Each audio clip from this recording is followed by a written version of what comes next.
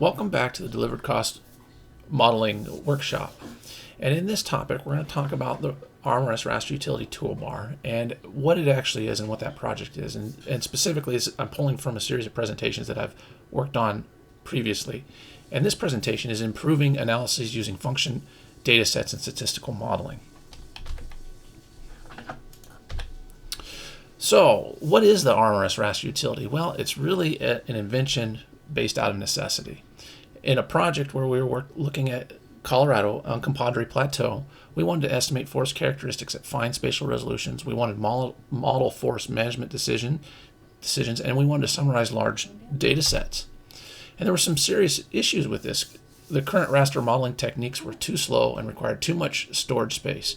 For example, in Uncompahgre Plateau project, it was estimated to take over 2,530 hours to process the data and over 171 terabytes. And many of the statistical analyses and spatial modeling tools just didn't exist within a GIS.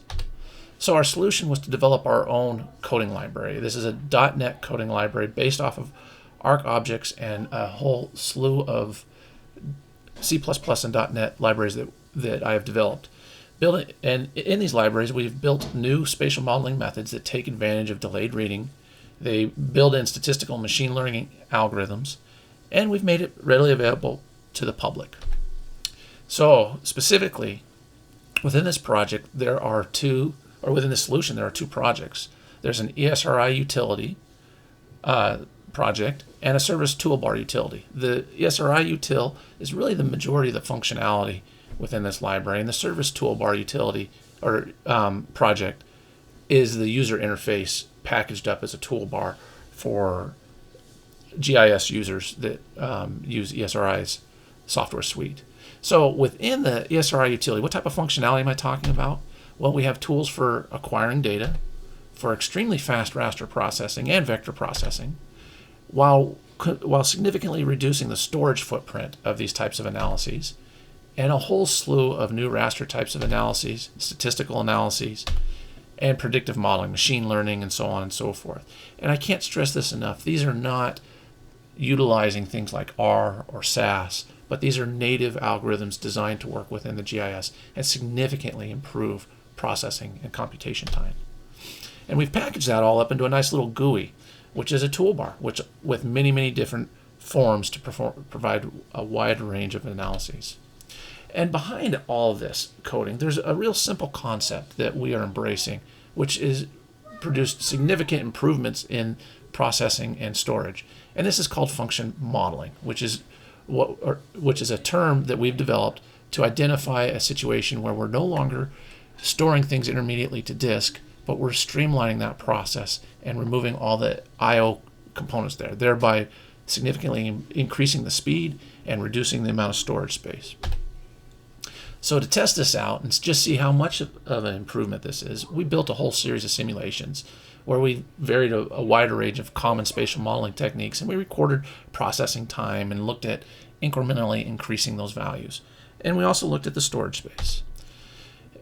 Here we can get an idea of a better idea of these simulations, in which we're also looking at how big of an area or how many pixels we're actually processing, so we can really dive into how much time are we really saving. The types of spatial models, there's arithmetic analyses, there's logical analyses, focal, conditional, a whole slew of common GIS type of analyses. What we're not showing here is all of the statistical modeling and machine learning techniques that are also built in. This is really to compare apples to apples because the classical approach does not have those other techniques built into them. So in running these simulations, in trying to present a fair comparison where at the very end we are required to process every pixel and store it in a final output, what we find is that there are significant improvements using this function modeling concept. In fact, it's almost 3 times faster if we have to store those outputs. Now, I can't stress this enough. We don't have to store those outputs. We can keep them in this delayed reading concept that utilizes that function modeling, and we can answer our questions without necessarily ever creating the final output. Moreover, the functions and tools that I've put together allow for analyses that could not have been done with standard GIS software. But here's another big benefit here is the amount of space that we're actually saving. We're saving a tremendous amount of space. And this has to do with how modeling is done within all classical GIS software platforms, and including GDAL and others. And specifically what they're doing is making intermediate outputs, storing them on disk, and then removing those outputs. What we're doing is taking away that step, and we can significantly reduce the overall amount of data that's written to disk and eventually get stored to disk.